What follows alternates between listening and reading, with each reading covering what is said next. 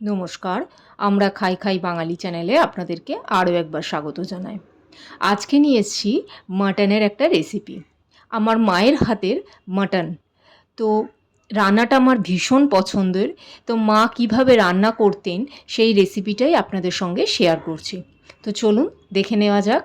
প্রথমে একটা বাটি নিয়ে তার মধ্যে বড় 1 টেবিল চামচ গোটা ধনে, বড় 1 টেবিল চামচ গোটা জিরে, হাফ চামচ মতন গোটা গোলমরিচ, অল্প একটু জয়িত্রী, নিজেদের ঝাল অনুযায়ী শুকনো লঙ্কা আর কাঁচা লঙ্কা দিয়ে অল্প একটু উষ্ণ গরম জলে এগুলোকে একটু ভিজিয়ে রাখতে হবে বেশ কিছুক্ষণ।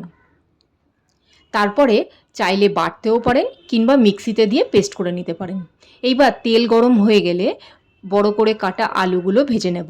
মাটন মানেই আমাদের বাঙালি ঘরে কিন্তু আলু ছাড়া একদমই চলে না। তো নুন দিয়ে আলুগুলোকে একটু ভেজে নিতে হবে। যখনই বেশ লাল লাল মতন ভাজা হয়ে যাবে তখন আলুগুলো তুলে রেখে দিতে হবে। ওই তেলেই 2 চামচ মতন ঘি দিয়ে তার মধ্যে তেজপাতা আর গোটা গরম মশলা ফোড়ন দিয়ে কেটে রাখা অনেকটা পেঁয়াজ ভেজে নিতে হবে। পেঁয়াজটা একটুখানি লাল রং ধরলেই মাংসটা দিয়ে দিতে হবে। মাংসটা দিয়ে বেশ ভালো করে কিন্তু নাড়াচাড়া করতে হবে। তারপরেই দিয়ে দিতে হবে চিড়ে রাখা টমেটো। এখানে টমেটোটা আমি লম্বা লম্বা করে সরু সরু করে কেটে নিয়েছি। তো টমেটো, পেঁয়াজ সব কিছু দেওয়ার পরে দেখবেন মাংস থেকে প্রচণ্ড জল বেরোয়। তো জলটা যখন প্রায় শুকিয়ে আসবে, তেলটা বেরিয়ে আসবে, তখন দিয়ে দিতে হবে আদা রসুন বাটা আর প্রথমেই যে আমরা মশলাটা তৈরি করেছিলাম সেই মশলা বাটাটা। এই সব কিছু দেওয়া হলে ভালো করে কিন্তু মশলাটা কষতে হবে। তারপরে দিতে হবে হলুদ, কাশ্মীরি লঙ্কার গুঁড়ো, এটা আপনারা নাও দিতে পারেন, এটা শুধুমাত্র রঙের জন্য, নুন আর চিনি দিয়ে ভালো করে কিন্তু কষাতে হবে। তো এরপরে দিতে হবে ভেজে রাখা আলুগুলো, যাতে আলুগুলো ওই মাংসের সাথে কষা হলে তার মধ্যেও মশলাটা ঢুকে যায়।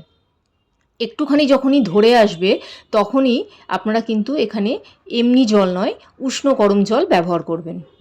তো যখনই এরকম মশলাটা কষে আসবে, কড়াইতে লেগে যাবে, তখনই অল্প অল্প করে উষ্ণ জল দিয়ে খুব ভালো করে কষাতে হবে। যখন দেখবেন যে মাংসের রঙের একদম পরিবর্তন এসেছে, তখনই আমাদেরকে এটা কুকারের মধ্যে দিয়ে দিতে হবে। এখানে বলে রাখি, জলটা কিন্তু নিজেদের মাপ মতন দেবেন। অনেকে বেশি ঝোল খেতে পছন্দ করেন, তারা একটু বেশি জল দেবেন। তো জল দেওয়া হয়ে গেলে ওখানে গরম মশলার গুঁড়ো দিয়ে নামিয়ে নেবেন। হুইসেল দিতে হবে 5 থেকে 6টা। তো দেখুন, এটা হলো আমার মায়ের হাতের তৈরি মাটনের রেসিপি। কেমন লাগলো এই রান্নাটা অবশ্যই জানাবেন, এবং খুব খুশি হব যদি আপনারা কমেন্ট করে জানান যে এই রেসিপিটা সত্যিই আপনাদের কেমন লাগলো। তো যাই হোক, পরবর্তীতে আরও অনেক ভিডিও আসবে। আপনারা আমার সাথে থাকুন, পাশে থাকুন। নমস্কার।